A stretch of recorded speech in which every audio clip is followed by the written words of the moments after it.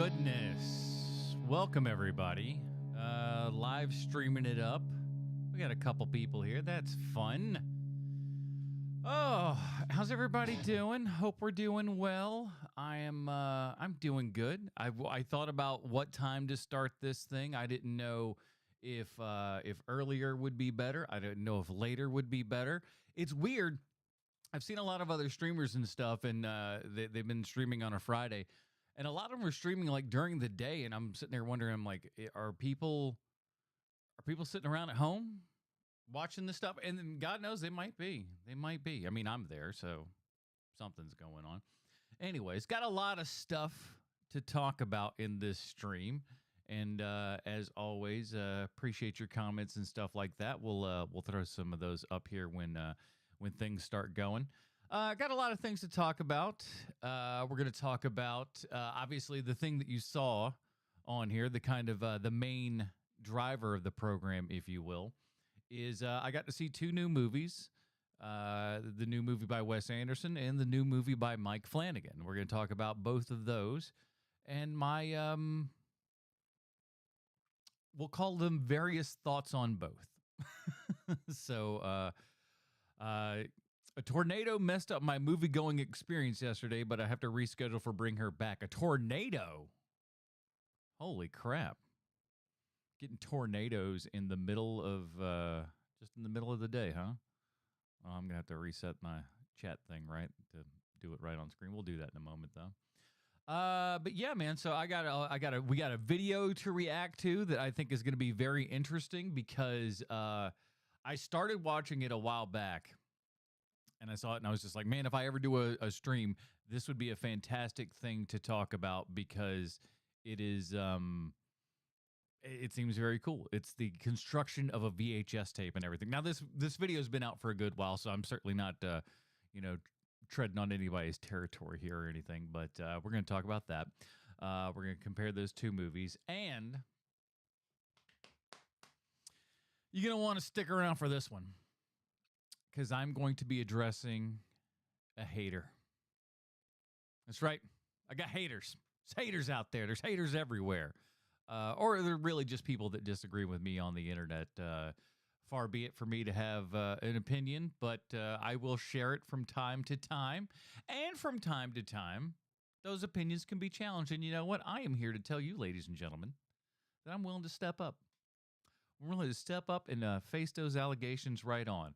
Only a good, we'll call it 3 weeks after the initial thing was there. But nevertheless, I've got something planned, and so we'll get into all that kind of good stuff. As always, do me a big giant favor, hit a like button on this bad boy, subscribe to the channel if you haven't already, notification bell, all of that fun stuff. We are so very close to 19,000 subscribers on this channel. We are so damn close, everybody. Less than 100 away. Less than 100 away from 19,000. And that means just closer to 20,000. How I'm not at 20,000 yet, I'll never know. But hopefully we can do things like this. And if we can continue some sort of schedule and everything and get things appropriate, then maybe we can have, more than just a handful of people in here at a time and continue to do this. And all that kind of good stuff. And, of course, if you haven't, patreon.com/HMP. I got a tab for this. I got a tab for my promos here. Check it. All right, here we go. Let's see if I can figure this out. Nope, that's wrong. We're still doing it. Patreon.com/HMP. Pre-show, post-show, Dinger Zone. And, of course, you get to vote on the movies that we watch every now and then or the actors that which we'll be talking about. And this month, or next month, it's this month now, we're going to be covering 80s Eddie Murphy. And, again, thanks to you guys for your voting over there at patreon.com/HMP. It is because of you that's what we're doing there, man. It was a close call. There was a lot of close ones. We had like 2 tied for first place, 2 tied for second place and everything. So, but we got 80s Eddie Murphy coming up. So our first movie this week, debuting out on Monday when the podcast normally drops, is going to be 48 Hours. Sean says, he forgot how racist this movie is. Apparently, I don't, and that's one of the reasons that I wanted to put that up as the first one in the 80s Eddie Murphy thing, is because I can't remember having seen 48 Hours, or at least in quite some time, I can't remember having seen 48 Hours. So I was like, you know what? We'll give it a shot. Check it out. See what it is. And if it's any good. Yes, no Pluto Nash or anything for that. And Sean made a very good point, because when Eddie Murphy was discussed, and when they're like, okay, we're doing Eddie Murphy, then the thought went to, okay, how do we drill down further and maybe just have some sort of Eddie theme? And I believe Bruce suggested, why don't we just do like 80s Eddie? And so I'm like, oh, 80s Eddie's perfect. And Sean made a good point. It's like, past like 89 and stuff like that, you don't really necessarily want to get into that level of Eddie and everything, because there's, not to say that there's not some good things in the 90s. There's most assuredly some great things in the 90s, but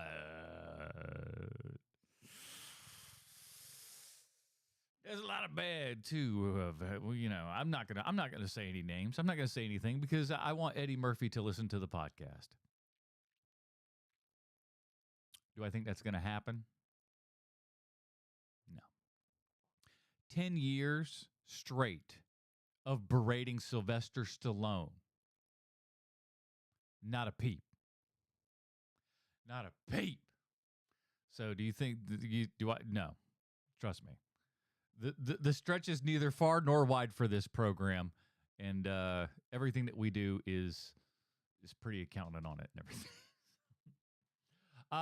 So let me kind of roll through some stuff here and figure out what we're looking at, because I'm trying to.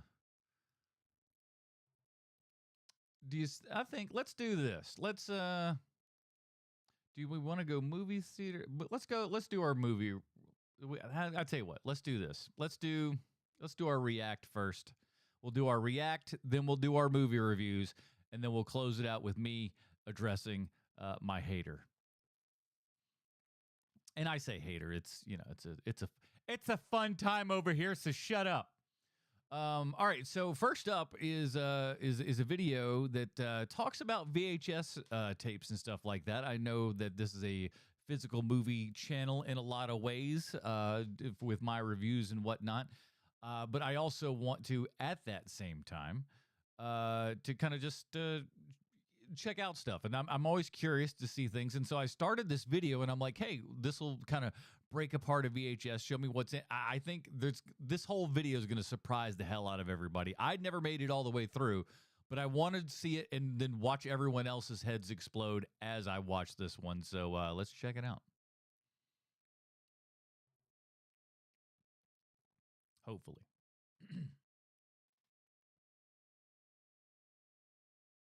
Planned it perfect. Let's just refresh the whole damn thing. Holy cow. All right, hold on. Hold on. Sometimes looking at older technology can be fascinating. In the 1980s and 1990s, this is how you'd watch movies and record shows off your television. In this video, we're going to take a look at the inside of a VCR and show how it works.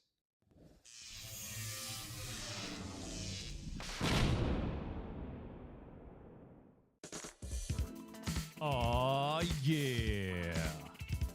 This is the sexiest VCR video you ever seen. This is the VCR. It stands for Video Cassette Recorder. You knew that, didn't you? You Plays VHS cassette tapes. VHS stands for Video Home System. Take the tape, push it in, press play, and there's your movie. The VCR is becoming a thing of the past. If you were born after about the year 2000, you might not have even used one of these. Nowadays, there's DVDs and Blu-ray. Why use these when you can just stream everything off the internet?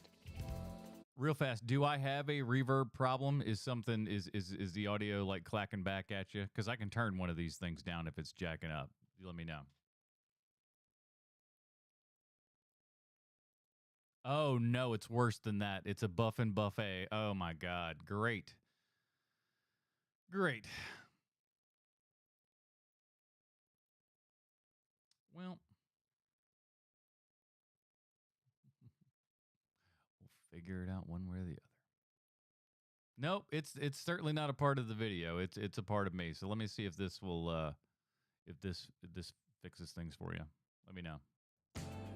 The VCR is probably not going to make a comeback, but to me, this is still a fascinating piece of technology. To really understand it, we need a little bit of background. In the early 1900s, if you wanted to watch anything on a screen, you had to leave your house and go to a movie theater. Black and white televisions made their way into homes by the 1950s. This is a thing that I think a lot of people don't think about is that, like, and this is what I want to tell people all the time is, okay, good. So fix the audio issue. That's great. So this is one of the problems here is that, or the things that people don't think about today. And the reason I talk about how movie theaters need to get back into movie theaters in Hollywood in general need to get back into that money-making scheme here and everything. This is how it used to be. Remember, before we had streaming and everything, it started like this. You had to leave your house and go to a movie theater. And then after that movie was there for quite some time, right? Then you would maybe go to a second run theater, but you still wouldn't have it on any kind of VHS. You wouldn't have it on anything. And then you'd wait, and then you'd wait. And then eventually it would come out on like pay-per-view. Then it would come out on like HBO. Then it would finally come out on VHS. And by the time that it come out on VHS after so long and everything, then it's time for a format change and they get you yet again. So they had ways to make money back then, but it is, again, as I very often say here, they really want to just make as much money as they can, as fast as they possibly can. Damn the long thought process. Otherwise, they're just like, nope, right to hey, just get me to the riches, please. Black and white televisions made their way into homes by the 1950s. In the 1960s came the color TV. Then in the late 1970s came VHS. This was a huge game changer. Previously, you were limited to what was being broadcast at that time. So if a TV program was on at 7 p.m., then you had to be in front of your TV at 7 p.m. There was no way to record it. With VHS, you could now record TV programs and bring home your favorite movies to watch whenever you wanted. This was a big deal. Now, to be fair, there was another competitor called Betamax. Let me tell you something. I love me a Betamax, and I love a Betamax because I used them in news here and everything. And like, as is very often the case in format wars, the wrong format, won. Betamax was a better version of the kind of cassette tape, as it were, and everything. And so much so that they were still used for news up until, really the early 2000s and whatnot. And there's still, I'm sure, many a archive filled to the brim with beta tapes and everything. I do wonder, I haven't talked to these guys in a while and everything, but I wonder if they've archived them all at this point and everything. Just put them all on digital and you can kind of scan and all that stuff. I never wanted to have to do all that because you'd have to do it story by story and then archive it and put it all in the same place so then it's infinitely searchable. Shoot me in the head, please. Looked and worked very similar to VHS. Betamax was slightly higher quality, but VHS was slightly cheaper and could store a longer length of video. And the pornography people loved it. After a few years of battling it out, VHS won over, and that's why most people today are familiar with VHS. VCRs and VHS tapes were most popular during the 1980s and 1990s. Then we saw its decline in the early 2000s when DVDs began to rise in popularity. DVDs could produce better quality and you could fit a lot more of them on a shelf next to each other. Beautiful. However, even today, there are some enthusiasts that still use VHS. And it's one of the toughest parts about it and everything, man, is that it is so difficult to find a VCR that actually works. I will go to any thrift store and look around. If they have a VCR, I'll pick it up. Usually, I mean, weird enough, it's only usually like $6, $9, somewhere in that neighborhood. And I'll pick one up, and then you put like a burner tape into it and it just eats it up and spits it out, dude. It is depressing. And lucky for me, you can still pick up a VCR player. We're not getting past Laserdisc. Well, we don't talk about Laserdisc. That's like what's his nuts, Bruno. We don't talk about Laserdisc. We don't talk about Bruno. At a thrift store for only 10 or 20 US dollars. When I was younger, I remember looking inside and seeing all of the parts.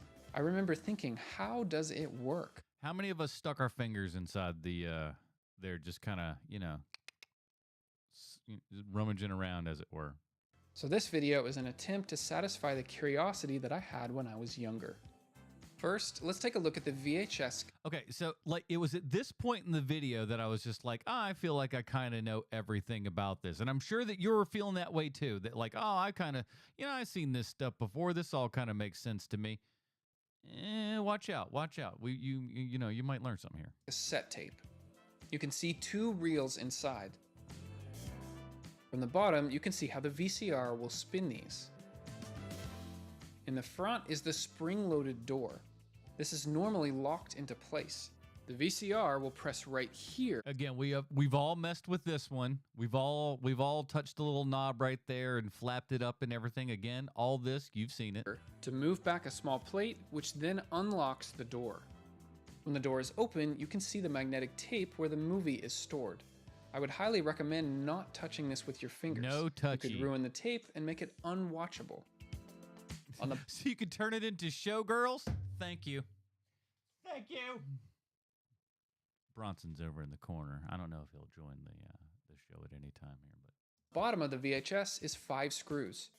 Take these out, and then the top half of the plastic outer shell comes off. As the movie plays, the magnetic tape will slowly move from the supply reel all the way over to the take-up reel. Part of the tape will actually be pulled out so the VCR can read it. But I'll show you how that works later in the video. See, already I think we all, again, this is pretty standard, but I'm telling you, it gets wilder. Most VHS tapes hold about 248 meters of tape. If you were to unravel all of this, it would be enough tape to extend most of the way up the Eiffel Tower. That's a lot of tape. The Titanic double tape would get all the way. This is the reel lock mechanism. Here's what I like. Check this out. Prevents the reels from rotating, which keeps the magnetic tape from coming out. When the VHS tape is inside of the machine, a piece of metal will poke up through this hole. This will push the lever, which will unlock both reels. If the video... See, that I didn't know. That was one thing where I was like, hold on. And that's when I had to stop the video because I don't know what goes on past this point right here. But this is the point where I was like, oh shit, I didn't even know that. That's wild. And I'm going to screw with the VHS tape just to kind of, mess with that thing because now you know what to do. But I didn't know that. Was rewound all the way, then the magnetic tape should be completely on the left side. I can still remember the old stickers on VHS rentals that would say, "Be kind, rewind." Sometimes you would get... If they had a smiley face like that one, that was a mom and pop hippie store right there. You could that was a place you could probably rent the adult movies in the back. Charged a small fee if you didn't rewind it. Now let's look at the actual VCR player. After undoing a few screws, part of the case usually comes right off. Now, this is also another thing that like I kind of think about very often because of like in my case,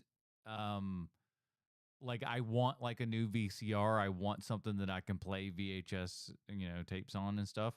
But it's so hard to find one that's working and everything. So it makes me think that like, in my stupid brain and everything, I think, well, somebody has to have like started a boutique VCR manufacturing thing, right? I mean, we make turntables and all that stuff. And I'm like, and my thought process was, because we do make DVD and Blu-ray players. So you have like companies like Magnetar that have taken up the reins from fallen companies like Oppo and stuff like that. But you have these outside brands and stuff like that. I just am shocked that like again, you could like U-Turn Audio makes a turntable that's like affordable, made here in the USA and everything like that. I mean, there's obviously much less parts than is in VCR and whatnot, but it's a curious thought. But let's see how complicated it is and why people probably don't do that. There were a handful of companies that made these machines and quite a few different models. but overall they will be very similar because they all need to be able to read the same VHS tapes. Here's a few of the main parts. The circuit board, which controls most of the electronics, the power cord, which comes to the back of the machine and connects to the circuit board, the motor, which runs most of the mechanical operations, the RF tuner, which reads channels being broadcast over the air, and the actual VCR mechanism is right here in the center of the machine. There is a complex system of gears to move the mechanical parts of the machine. It's just a laser in you know, DVD and Blu-rays. I mean, there's a couple other things I'm obviously kind of, but it's not all this crap. Let's start here with the carriage loading assembly. This is where you insert the VHS tape. The mechanism takes over and lowers it down. Did you catch all that? There were many things that just happened at once. Open this Let's see up. it again. Yeah. Okay. Notice the spring-loaded door at the front of the VHS. When the tape comes down, this door opens up, which exposes the magnetic tape. Yep. On the base plate of the machine, you'll see two guide rollers. The VCR motor can move these along curved tracks. When the tape is inserted, the guide rollers will fit right into these holes on the bottom of the VHS. Okay.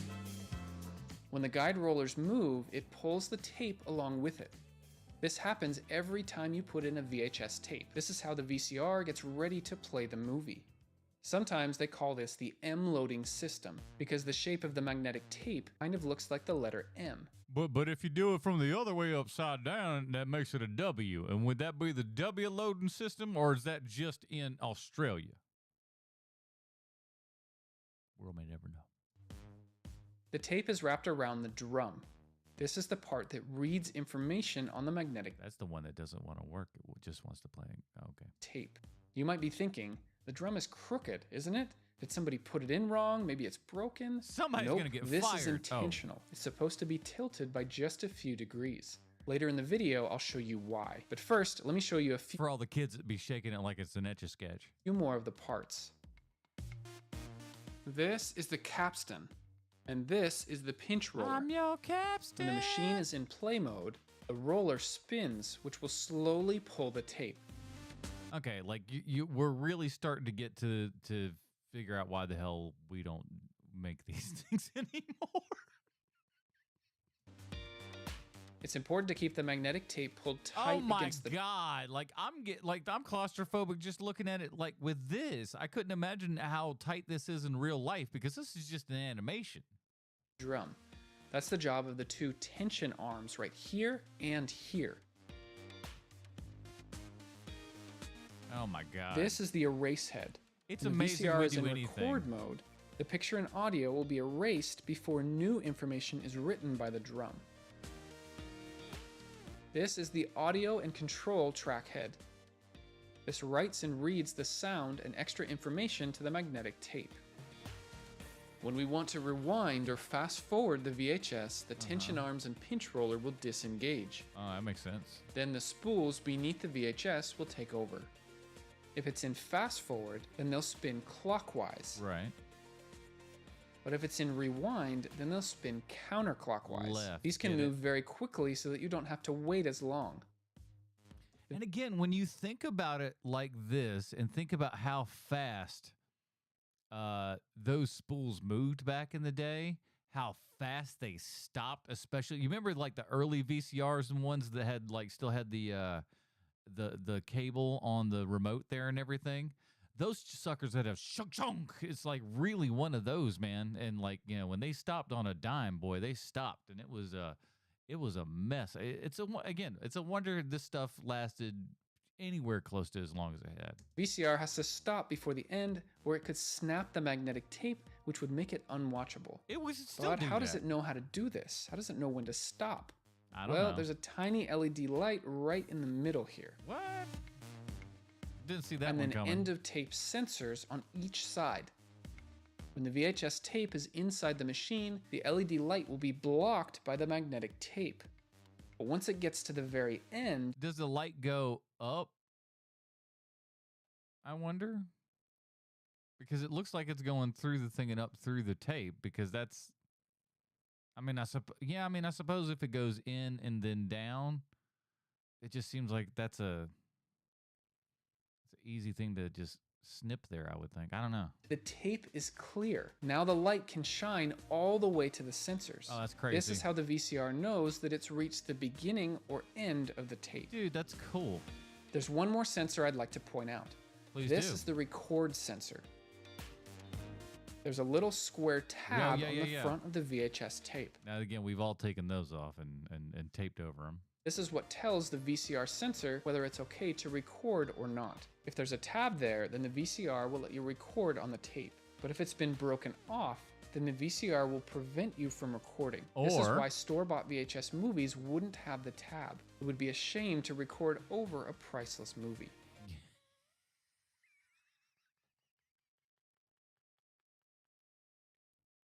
It would be a shame for you to accidentally tape over Howard the Duck. Oops, so sorry. Let's talk more specifically about the drum and how you read and write information to the magnetic tape. Okay. On the side, you'll see several small holes. Which is more believable when you write it down on a piece of paper? The idea for a record where you drag a needle around, or whatever the hell it is that we're doing here. Which sounds more real? These are the heads that can read or write the information. Some machines only have 2 of these, but higher quality machines will have up to 6 heads. Oh. Sometimes the front of your VCR will actually tell you how many heads are in the drum. Man, as far as I was always aware, you was 4 head and no head, boy. And, you know, if you're looking over here, you... The top half of the drum will be spinning at up to 1800 RPMs, or rotations per minute. The magnetic tape will be moving at only a few centimeters per second. Remember that the drum is not actually pulling the magnetic tape. That's the job of the pinch roller that we saw earlier in the video. Oh, okay. This pulls the tape so it now slides along the surface of the drum. Here is the reason that the drum is tilted. On the magnetic tape, the video information will be written in diagonal lines. This is to optimize the best use of the entire width of the magnetic tape. The writing and reading of these lines will be done by the heads inside of the drum. Okay. You can see how the head... So this is what they're talking about when they talk about the heads. That's the thing. Okay. And obviously you could see if they had more of them, then it would make your picture more clear, because it's got more to run it by. Neat. Stick out just barely so that they touch the surface of the magnetic tape. So the heads are spinning around, and then the tape is slowly being pulled. And then the picture goes back just by voodoo. If you follow the magnetic patterns, the heads will be tracing along these diagonal lines. This is referred to as helical scan. It's the method for how they read and write information to the magnetic tape. Wow, okay. These heads are sensitive to the magnetic patterns on the tape. This makes a signal which moves through the electronics and up to your TV, where it is then converted into the picture that you see. If your VCR is in record mode, the video signal from your TV will be converted into... Holy shit, I'm learning about bowling alleys just by watching this video. Just by watching the video inside of the video, that's when I'm like, okay. magnetic patterns that will then be stored onto the This MFer is going to make me watch a bowling video at some point, because I already by that, I'm like, you son of a bitch, I'm intrigued. I'm already intrigued, because I've always wanted to know the bowling alley stuff. You know, gremlins, goblins, I don't know what's down there. Apparently it's robots. Magnetic tape. Once the magnetic tape gets past the drum, it then comes past the audio and control track head. This will read and write sound information to the very top of the magnetic tape. Remember, the green diagonal lines, that's the video information, what you see on the TV screen. And the blue at the top, that's the sound information. Again, which is kind of cool when you think about it, because this is very much how, the original film worked, If you go into a movie theater and they were playing 35 millimeter, 16 or 8 for that matter, but not so much 8, but usually 16 and 35. It was just like this. Your audio was, there was a strip of audio there on the side, and then your main picture there in your the majority of it, obviously. or what you hear from your TV. Then the bottom of the tape is used for extra information that tells the Oh, that's where the DVD extras. That's why we could never get those in the VHS tapes. Damn it! That's because it was on that bottom layer. All right, I'll go back. Your TV. Then the bottom of the tape is used for extra information that tells the VCR how fast to move the magnetic tape. For those who remember, this was the result of the tape speed setting. Oh. You could fit more video onto your tape in exchange for lower quality playback.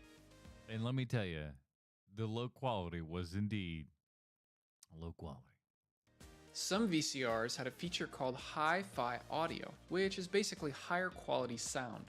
It had two specific audio heads inside of the drum. The sound information could be written in the same space as the video. Huh. The audio would be written deeper inside so that it wouldn't be confused with the video signal. When you're all done, it's time to eject the tape. We basically just do everything in reverse. Okay. The tension arms go back. All right, hold on. Time to eject the tape. We basically just do everything. So yeah, as you can see right there, that's when it comes out. That's the LED light that they were talking about. Okay, that makes more sense. All right. It demystifies it, but at the same time too, it's like when you look at this, you're like, what the hell would I do with this outside of like, you know, who's doing this? You know, you're not gonna get you know a pair of like 15 dudes that are in a basement and up and you know somewhere in Dallas or something cooking up VCRs, because how the hell would they pull this off? Everything in reverse. The tension arms go back in. Then the pinch roller comes out. The magnetic tape goes back in. The VHS door closes and the tape comes out of the machine. Notice this lever on the right side. When it gets bumped, it will then pull open the outer door so the VHS tape can come through. There are a handful of controls on the front of the VCR.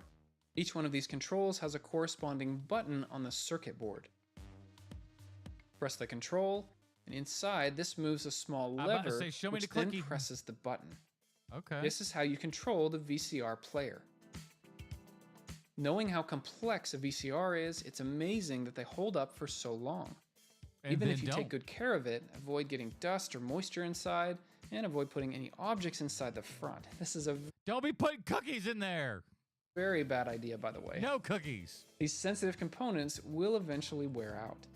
And in fact, VHS tapes won't last forever either. So if you have any precious home movies stored on here, it's a good idea to not wait too long before transferring them to digital storage, which will last a lot longer.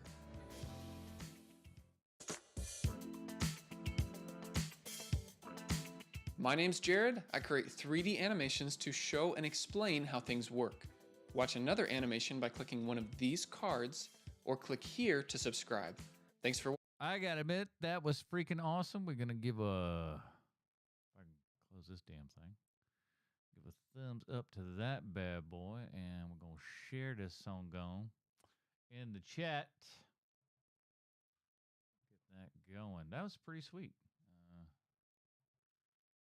If I can figure out how to... Everything is broken. There we go. Very cool.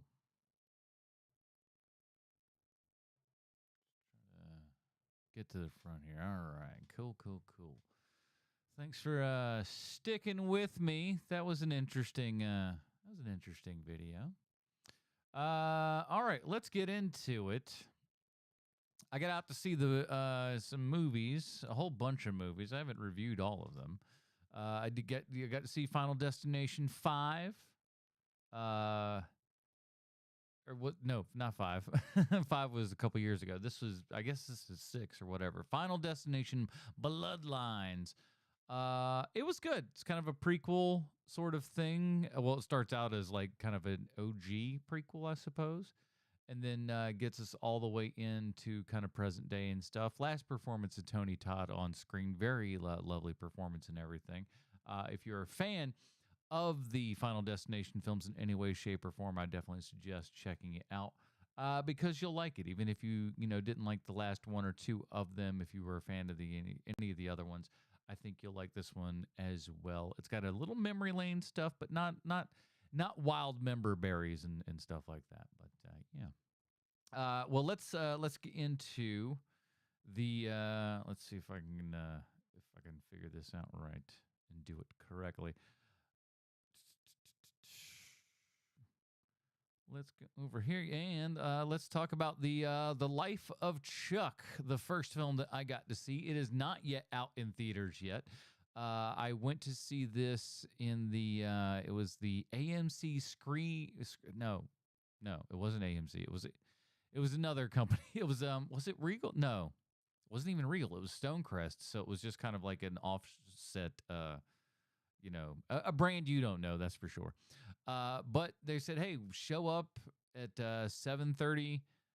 It costs $5. You don't know what you're watching. That was the whole thing. And honestly, I was kind of excited because I was like, hey, I don't know what this is. I have no clue. I knew it was rated R. I knew it started at 7:30, and that was it. So I went in, and I don't even think, I mean, I knew it was Mike Flanagan once the kind of beginning credits came up and everything. I don't think the name of the author came through. We'll talk about that there in just a second, but let's get into it. Here's the IMDb plotline. As we know, IMDb always 100% correct in everything they say and or do. A life-affirming, genre-bending story based on the Stephen King novella about 3 chapters in the life of an ordinary man named Charles Krantz. This is, of course, directed by Mike Flanagan, written by Mike Flanagan, based upon a short story, or that novella, as they said, by Stephen King. And when they say, "Hey, man, it's based on this novella," in the IMDb description, it ain't no good sign with that one. This is starring a heck of a cast here. Tom Hiddleston, Jacob Tremblay, Benjamin Paget. I can't say Cody Flanagan. I wonder how Cody Flanagan got that job. Little nepotism, I'll tell you that. Chiwetel Ejiofor, Karen Gillan, Mia Sara. Let me tell you something, boys and girls. Let me tell you something. As a man of a certain age, I'm going to tell you this right now. Your girl did it then. She's still doing it now. Woo! Lord! A beautiful lady of an appropriate age. My goodness. Also starring Carl Lumbly, Mark Hamill, Dave DeSmalchin, Matthew Lillard, and many more. Again, like I said, here's Bronson. Everybody, let's take a quick break for Bronson. Say hi, bud. What the hell is going on here? I don't want to be involved with this. I did not give permission to be on screen. All right, so they know. Yeah, so again, I didn't know anything about this going in. No trailer, saw nothing about it, have no clue.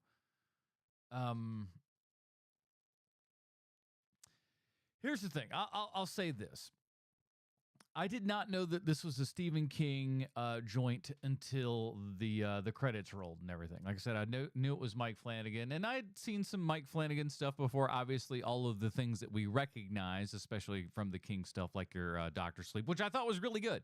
Again, Doctors, I will keep telling people this left, right, and center, man. That movie, way better than it's got any right to be. I got to fix this chat window. This thing's not correct. I got the old chat window there. I gotta figure this out, man. Give me a second here. But yeah, I'm not crazy about it, to be honest with you. This movie is just okay. There's nothing in it that I would sit here and go, fantastic. Most of it has to do with the fact that it's kind of, I'll put it to you this way. I'm just going to forget all the chat there. Sorry about this, guys. It's called thinking ahead. You got to do it, and if you don't do it, you end up like me. So the problem mostly is with me is that, is the way that the story is structured and stuff like that. I know it's meant to seem like it's unique and interesting. It's not. We kind of go backwards through the life of this guy. I had no clue who the main character was. It is indeed Tom Hiddleston. Tom Hiddleston is the Chuck. At the end of this guy's kind of like the end of existence and everything, right? Like all of a sudden, there's a big giant state emergency, well, worldwide emergency and everything, and the internet goes down. Which I will tell you this, I think that is the thing that Stephen King himself is the most scared of, is losing the internet. Because that is what I mean, maybe this is, I'm sure he would tell you, oh, I'm doing this to show you that everybody just relies on the internet and stuff now. But every person of every age is doing it. And it just seems like Stephen King is just like, man, if the internet went away, I'd be like hella bummed, dude. There'd be nothing to do. And these cats, they're all acting like the internet is just, is the only thing. I'm watching it just going, this would be the best thing ever. If the internet just kind of poofed out for a good while, it wouldn't be the worst thing in the world. But the world is kind of coming to an end here. Everything's sort of, falling out. Stuff's not really good. But everywhere in sight, all of the people throughout the town see these big, giant billboards out there that say, essentially, thanks, Chuck, for your, 39 years of service. And everybody looks at the guy that's on the thing, and he looks just like Tom Hiddleston does today, and they're like, 39 years of service? What the hell's going on here? And you don't know what's going on here. And so I feel like I need to. Yeah, okay, so let's see. We kind of. All right, got it. Because it's tough because we go backwards and stuff here because the story's a little all over the place. It's tough to kind of compartmentalize everything. So they get to the point, and then all of a sudden the world kind of ends, and we stop with the Act 3, and then we go into Act 2. So we go into a younger time throughout his life and whatnot, and then we go through a younger time, and eventually we kind of the stuff with him as a younger child is actually pretty good. As much as you would think Tom Hiddleston was probably in this thing, he's not in it nearly as much as you would think. He's got a cool little dance number and stuff, which is fun. Mark Hamill plays young Chuck's father and everything, and he's good. He's good. I love Mark Hamill as a voice actor, as a people actor. I'm not always the best with him and everything, and this is as close as he's gotten to being really, really good in quite some time. It's still a little corny, some of the writing and stuff, and frankly, that's the stuff that King gives him, and so I can't blame Mark Hamill on account of that. But Hamill's doing a really interesting performance in as much as he's kind of stepping a lot over the he's doing. Don't think of it in the same overacting kind of way, but he's doing a Pacino in a lot of sense, in as much as there's a line of overacting, and he is tap dancing on that line like a son of a bitch. He's happy. He's just like, he's doing a really good job. He's into what he's doing, but he's almost stepping over the line a couple times where you're like, all right, what are you doing, Hamill? But then he just rings it right back in at the last possible second here. So really, a highlighted performance from Mark Hamill. So good on you, Mark Hamill, for this one. But overall, though, there's, I don't want to call it a sci-fi element because it like the kind of IMDb plot line said, it is a little genre bending. There's like a weird, one would think of it as like a Stephen King-y sort of element to it and all that kind of good stuff. Not exactly, but I'll call it Dorian Gray light in a weird, odd sense. But I like ultimately the thing that kind of gets me down and everything is like you don't care enough about the character Chuck in one way, shape, or form. It's just kind of like we're seeing moments from the life that seem, interesting and intriguing enough to a degree.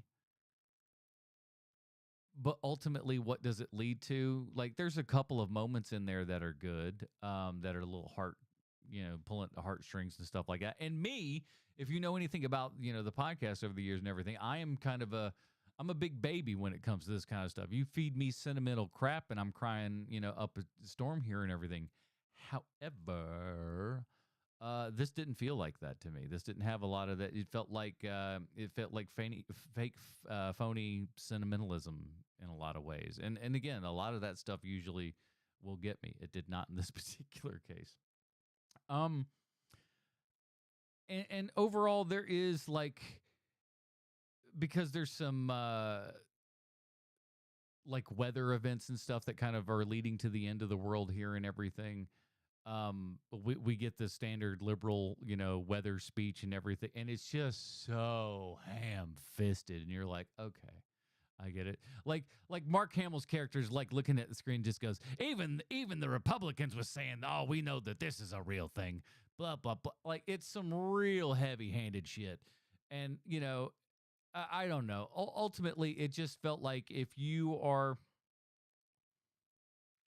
I'll just say, if you're a left-wing person and and you read Stephen King's tweets and you're like, oh, I love this, you'll probably like this movie. Because it's a lot of like it's got that same thing where like that Stephen King's tweets have, where sometimes you read them, you're just like, oh, this guy's great, and then other times you're just like, oh, Jesus, another opinion. I don't give a shit about that Stephen King. A rich man complains on the internet. Oh, that's got to be life's a real pip for you, I'm sure, Stephen. Sure, it's a real bitch. And listen, we don't want to point to the the works that you've done. Anyways, I would say I would put this movie on par with, well, I'd say it's a little lesser extent. But I would put this right behind Gerald's Game and the Mike Flanagan filmography and everything. This is very much akin to that as well. Also a Stephen King thing. This takes place in more than one location, but I think that was also what kind of made Gerald's Game a little bit more interesting, was that kind of one location. We need more stuff like that, and maybe a little less stuff like The Life of Chuck, which, forever in a day we're dancing around with a lady, and while a black lady plays the drums and stuff like that, and it's all just like, I don't know, dude. Just it reads like a liberal's wet dream. And it's like it feels like it's so obvious, and I'm like, okay. I mean, if it floats your boat, that's super for you, and you may absolutely love it. But for me, it just felt like the wrong kind of sentimentalism, or at least one that didn't hit well enough for me.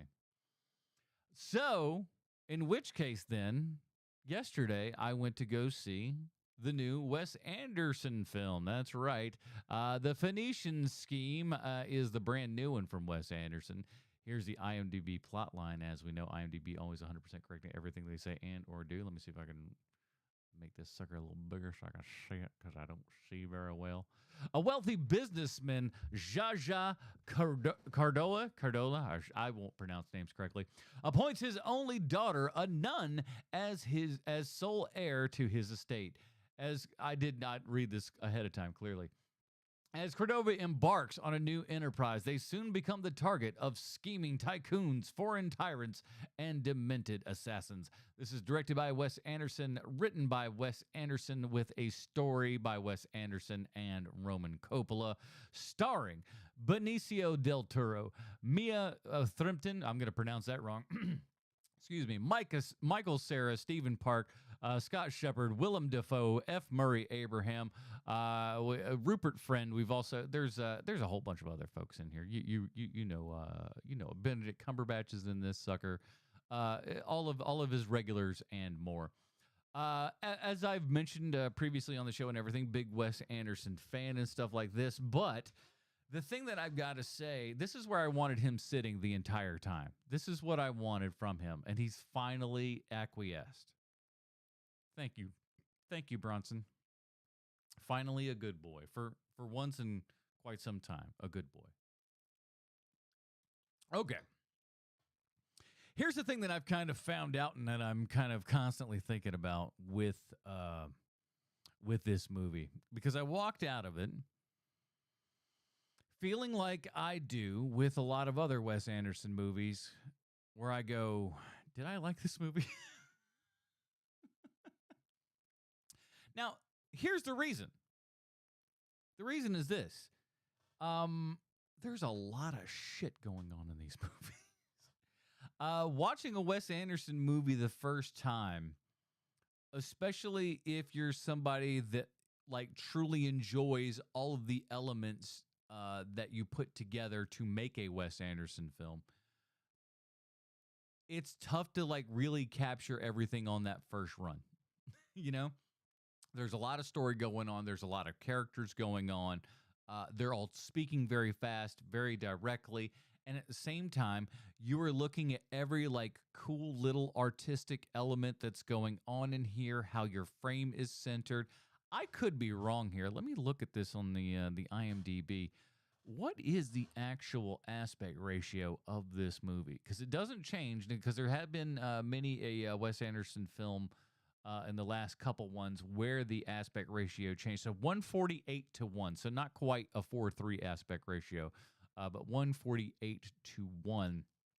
So a pretty tight frame for the most part, which is not something you see a whole bunch. But just to see how every picture is framed, every shot is put together and stuff like that, the just pinpointness of it all. And to me, like it or not, and some people don't, but I do. And I didn't at first. I wasn't the biggest Wes Anderson fan at first, but eventually, I came around. But as a big giant fan, I just there's too much to absorb at one time. And I'm going to be honest with you, I was also in the front row, which didn't help my case too much. But the reason I was in the front row, and the thing that I can report well and good on this is this movie was very, very well attended at my theater. And when I looked in yesterday, and that was Thursday, for all of the screenings, they started at 2 p.m. and all the way from 2 to 9, almost every show, I don't want to say was sold out, but was at least at 75% capacity.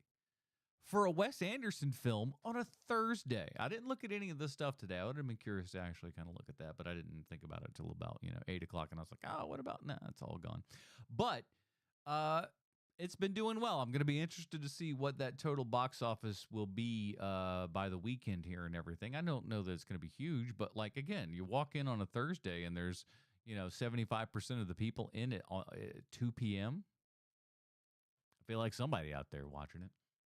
I will say this. I'm not going to go through the entire plot of this thing because there's so much involved. I wouldn't know where to start. It's tough for me to know where to end. But I will say this: all of your, just normal Wes Anderson-ness bits and everything that you would know to expect in this movie. Again, from your visuals to your cast to the quirky and weird story and how everything is laid out. The laughs that are in there, very funny stuff. And like, again, it might have been a little bit tough for me to hear at some points because I was in the front row and everything. But there were a lot of very, very funny moments in this movie that, like, I didn't hear the audience laugh as much as I would hope they would. They started a little bit later. I think a little bit later, maybe on account of the fact that I was in the front row laughing like Max Cady. Maybe not like Max Cady, but in comparison to the rest of those jamokes, it was Max Cady-esque. But I was laughing, and so hopefully that then gave other people permission to laugh. And I have been in movies where this happens before, where some people don't realize that they're in watching a comedy. This happened with What We Do in the Shadows when that came out. At the beginning of that movie, when he's rising up out of the coffin as the alarm is going off, they're doing it so slow and deliberate. It's absolutely hilarious. And no one in the theater, because it was an art house theater, no one was in the theater laughing. They just didn't get it. And like, I don't know, sometimes people, and like, especially when you kind of go into something that's a little more artsy-fartsy and stuff, that's things that got comedy, laugh out loud with them, man, because some of these dudes in there, man, they ain't going to be laughing. It's pretty crazy. But a lot of that stuff you're going to see here, a lot of humor, a lot of just kind of Wes Anderson shenanigans, as it will, and everything. Here's what I came to report, that the thing that about this movie that I think that most people need to come away with. And I'm going to say something wild right now. This is insane. But in the Phoenician experiment, is it called the scheme? I keep calling it wrong stuff. In the new Wes Anderson movie, the film we're going to be here all day. In the Phoenician scheme, I got to be honest with you. I was absolutely shocked at Benicio del Toro. Benicio del Toro in this movie is maybe the best I've ever seen him. And again, I'm going to say something right here and right now that is going to seem wild, controversial, and probably sacrilegious to some of you. But I dare you to watch this film and watch Benicio del Toro's performance. And you tell me there is not a little Toshiro Mifune in there. I said it. Yeah. This is a very Mifune-esque performance from Benicio del Toro. He's serious. He's interesting, but he's wildly funny. Very, very funny. I think we've always known that Benicio's a funny guy. We've seen that all the way back in really Unusual Suspects, I think. There's been a couple other things here and there, but he has this kind of gravitas that we haven't seen in a Benicio del Toro character in quite some time. Now, Benicio's been doing weird stuff lately. He's been talking like every role that he's in, he's doing some really weird ass voice. Remember him in Star Wars? That's right. Benicio del Toro was in a Star Wars movie doing Benicio del Toro stuff. It was weird as shit, but we allowed him to do it for whatever reason. And I got to be honest with you, jumping into this Wes Anderson film. Now he was actually really, really good in French Dispatch and everything, where he played the painter. Shocked. And honestly, that's what gave... Hi, Bronson. How's it going, bud? But that gave me a little bit of excitement that he might do something cool in this one, and he really, really does. It is really bizarre that I do look at him and just go, this is a Mifune-esque performance here and everything. Super, super cool. Yeah, so I watched Mifune and Lee Marvin in The Pacific Hell 1968 yesterday. Ooh, very nice. You could see a new Wes Anderson film and see the new Mifune in Benicio del Toro. But again, he's not doing weird and wild accents and stuff. He's doing a specific accent, but he's not doing a Benicio accent. And I think we all know what I'm talking about here. Whatever weird ass kind of like, little baby, whatever it is he's doing is always weird. Can you just sit down for a sec? Just sit down. It's not too much longer. Just lay down. What the hell were we talking about? So, listen, overall, the movie is really good. There's a lot of humorous stuff in it. I won't spoil it, but, we see who plays God. That's fun. Overall, though, I will say this, because my dad actually mentioned he'd seen some advertisements and stuff for this, and he was just like, you know what? That looks pretty good. I'm interested in that movie. And there was a little something. There's a little something deep down inside that said, I don't know about all this. I've seen enough Wes Anderson films, and I know my father well enough. So I thought, let me go see it. Let me check it out. See if it might be something that he would actually, watch and everything.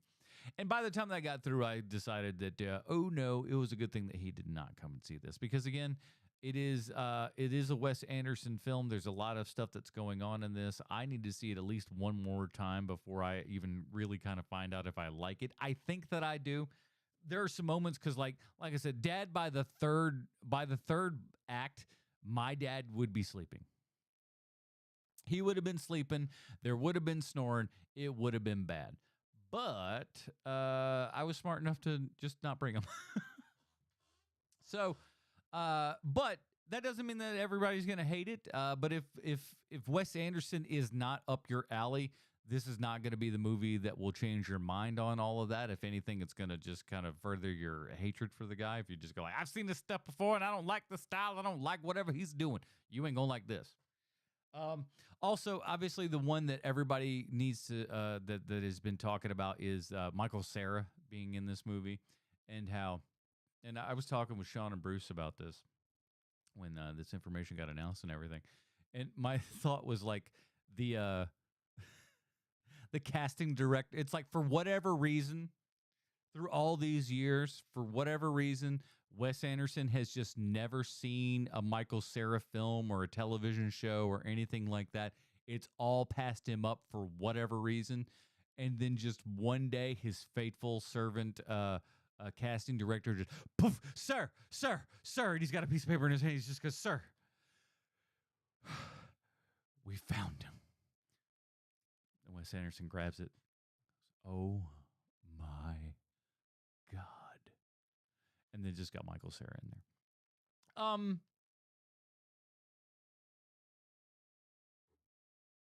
Sarah's performance is okay. Could it be better? I think so. Could it have been better? Oh, all right. Could it have been better if it was Jason Schwartzman in that role?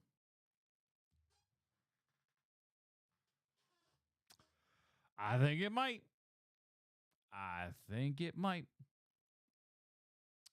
Riz Ahmed has a hot little cameo in it there and everything. Love to see him. That was really good. Overall, though, it is a good film, but I don't know how great I could. I don't even know that I want to give it a specific star and stuff right now. If I was to give it a star, if you were just like, Adam, today you have to rate this thing, you can rate it later, or change your rating later as you watch it again and possibly like it better. And I've done that with many of a Wes Anderson film, because it's, like I said, you've got to kind of absorb it all at the same time here and everything, or at least, all together and stuff, and get to that point. But if I had to rate it now with the possibility to re-rate later, I think I'd give this probably a 3-star just right now. Yeah. Just a 3-star. I believe that we could easily go up to 4. I don't know that this will get to a 5. I think that would be a tough row to hoe at this point. But I think like probably French Dispatch went up like a notch when I saw that one for the second time. I liked Moonrise Kingdom initially, but I keep liking it even more so as I keep going. I originally hated Royal Tenenbaums. I initially hated that movie, and it took like by about the third time I go like, oh, I finally understood what Wes Anderson was doing at that point. And I didn't get it up until a certain point, but then I kind of figured it out and whatnot. But overall, I'd say a 3 out of 5 stars on that. And for Life of Chuck, we're going 2.5 out of 5 on that one. So not fantastic. But those are my recommendations for you right now. If you indeed are a Wes Anderson fan, the Phoenician Scheme is probably going to be up your alley. So check all that out. All right, let me pop a drink here because my throat is getting dry. How's it going, Bronson? You holding in there, bud? I don't know. All right. Let's get to our final portion of the evening. Addressing the haters. Ladies and gentlemen, I can't lie to you. I make a lot of people on the internet mad. Say a lot of mean things. Bit of a jerk. But I'm your jerk. And I'm here to defend myself. And I'm here to defend my positions, because I tell you one thing that I don't do. Back down. Ask any ex. But what I actually don't do is I usually, for the most part, I don't say things I don't believe. I don't, why lie? Never been a liar. Never been a liar, so why start now? But so I was scrolling through TikTok, as you do,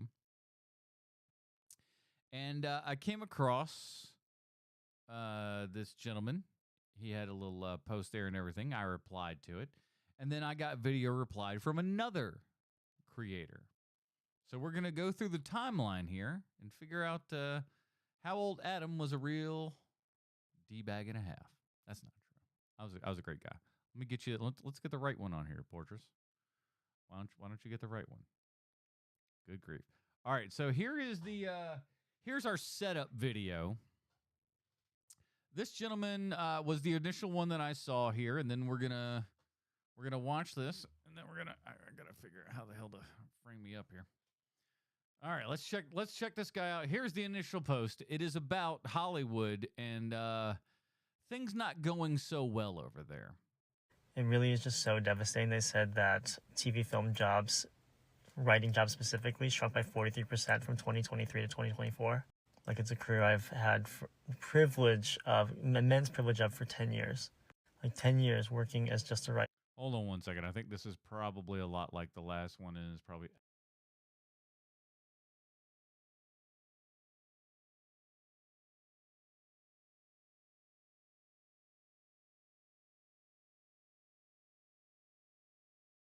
It really is just so devastating. They said that TV film jobs, writing jobs specifically, shrunk by 43% from 2023 to 2024. Like, it's a career I've had immense privilege of for 10 years. Like 10 years working as just a writer. Like, not many people can say that, but for the industry to actively be contracting so viscerally, I don't think that we're like designed to like cope with things like this. It's like waking up one day and like the house is gone, but like you're still in bed and like, but like a tornado took the house away overnight. But I guess it is nice to like be on here with people and like we're going through it together. It's hard.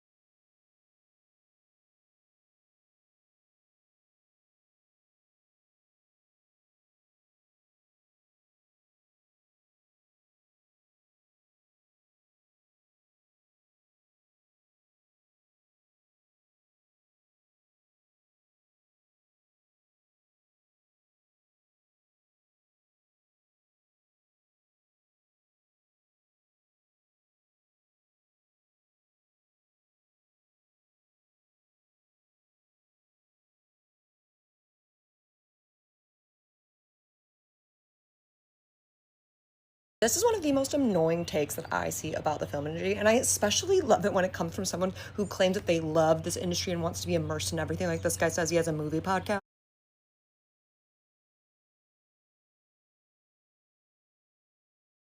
You do not love movies and you do not love writers if you say shit like this.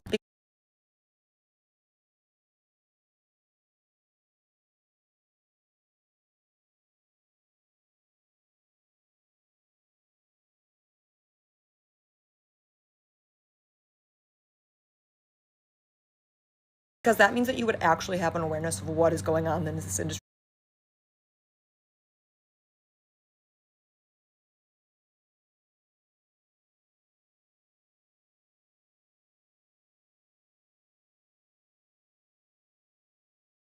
Right now, and at how badly writers want to be telling their own original stories. The original poster was discussing that the constriction in the industry is hurting so bad right now, especially for writers. And then this guy pops in and he's like, I've got the cure to this. Write better movies and TV shows and then don't produce them for 10 times what they should cost.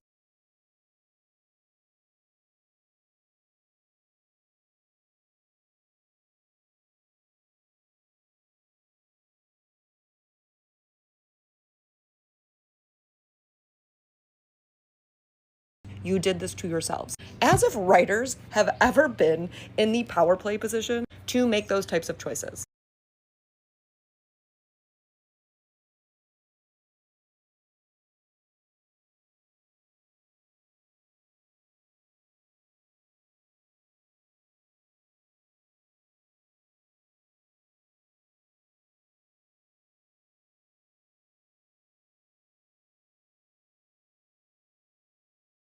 You could watch one episode of The Studio and it will tell you exactly what's going on in this industry.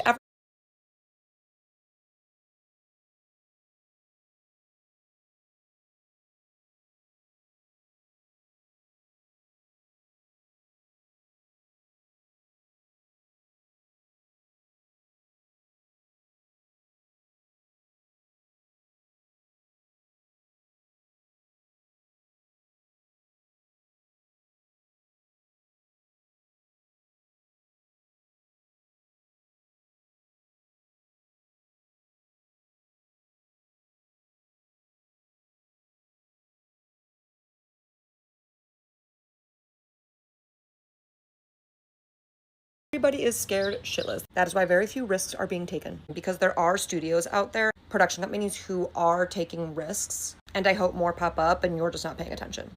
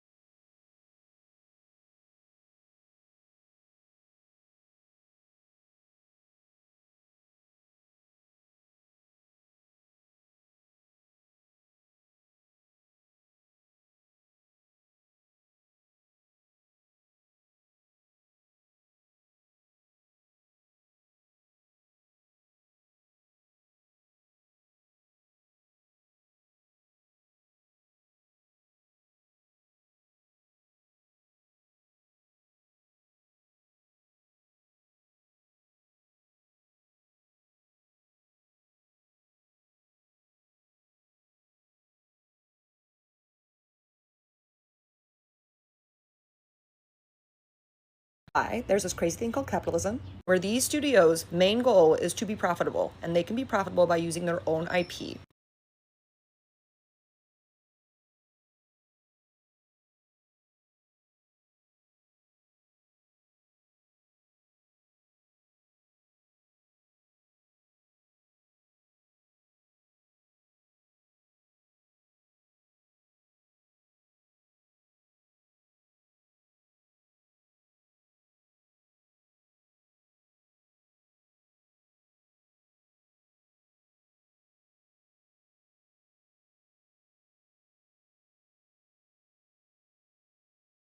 And yes, we could sit here and discuss that, oh my gosh, we should all be making content on these platforms that we have right now. I have an audience here, I should start doing that. Completely valid. But let's just use your example.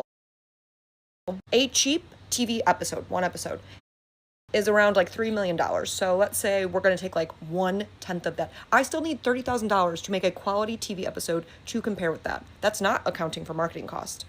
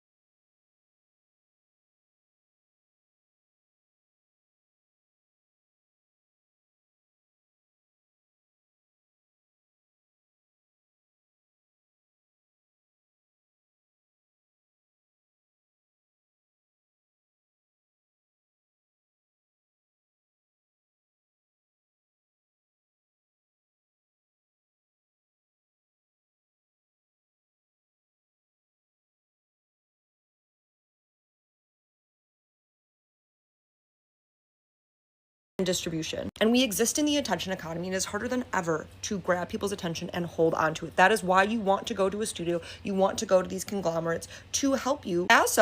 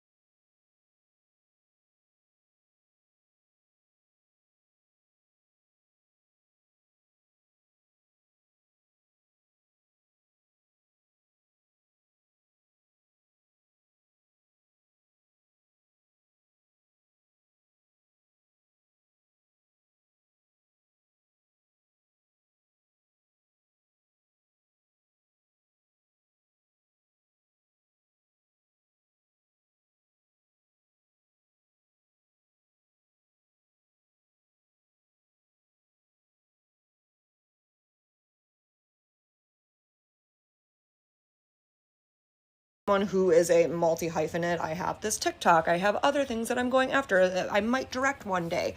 I understand why all writers do not want to be directors. They do not want to be distributors.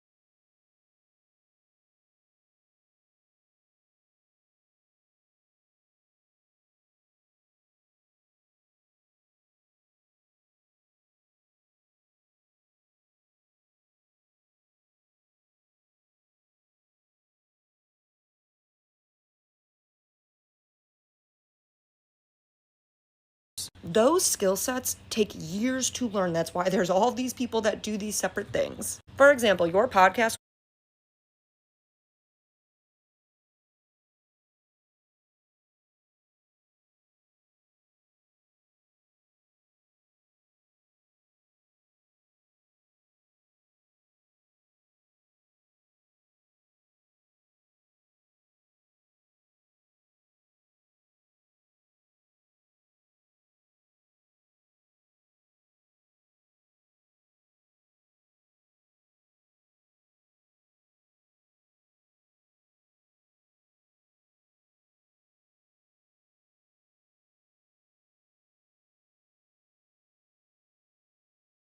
would be doing a lot better if you had a marketing team behind it. And for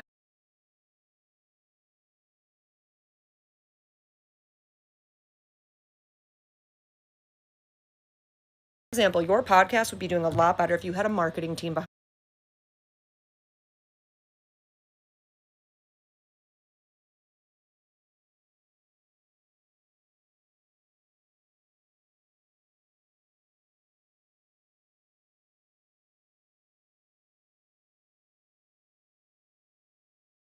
it. And I genuinely adore the creators out here who are doing all of these things themselves, but they also might have grown up with this technology and have been able to master it at a time when they had a lot more free time. They didn't have bills to pay.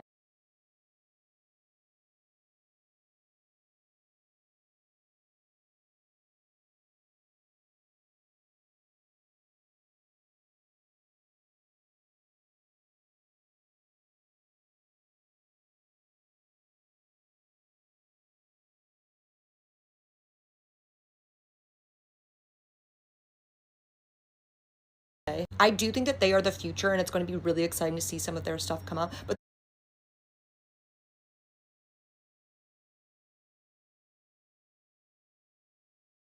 that doesn't mean that we negate all these other amazing creatives because they aren't master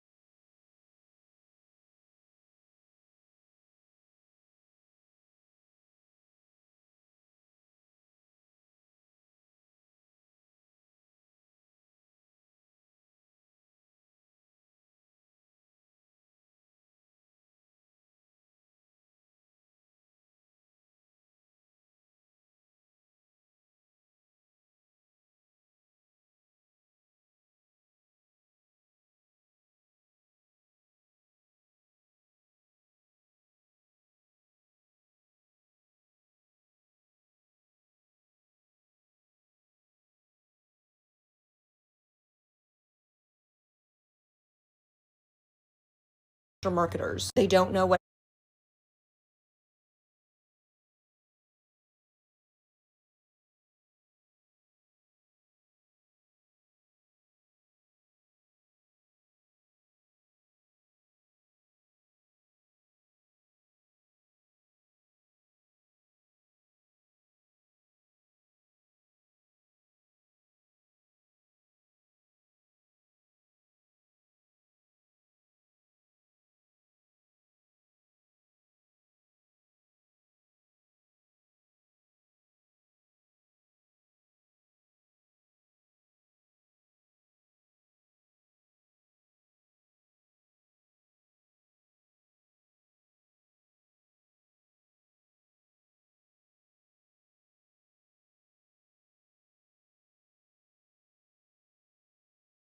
SEO is. That is not their specialty. They are amazing storytellers, amazing writers. It's just so nasty and asinine and clueless. There are loads of amazing and great things being made out there right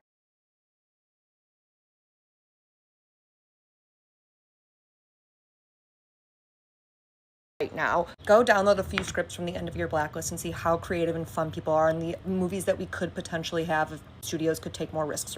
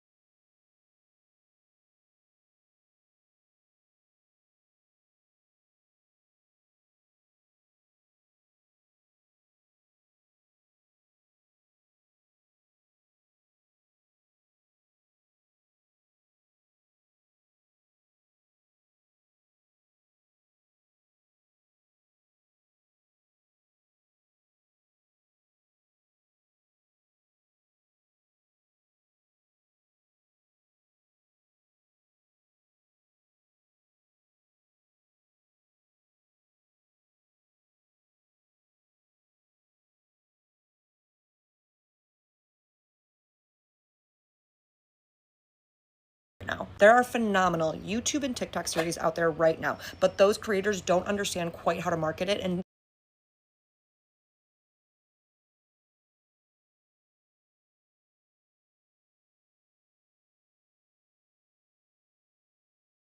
they're not getting the eyeballs that they need. Is that fair? No. It doesn't mean that good things aren't being made. Again, back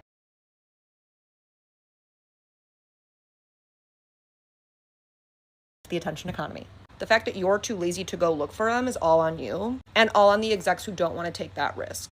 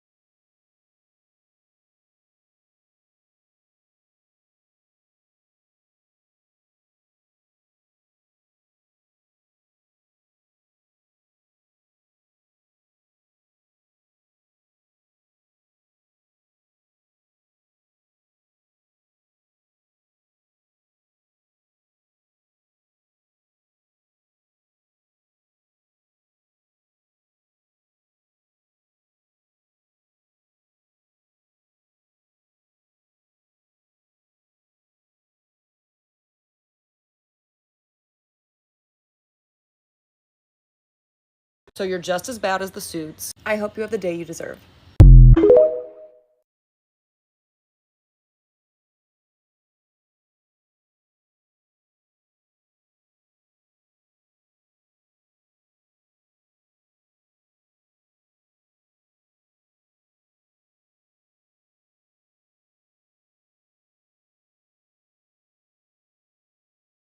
So you're just as bad as the Suits. I hope you have the day you deserve. The day I deserve?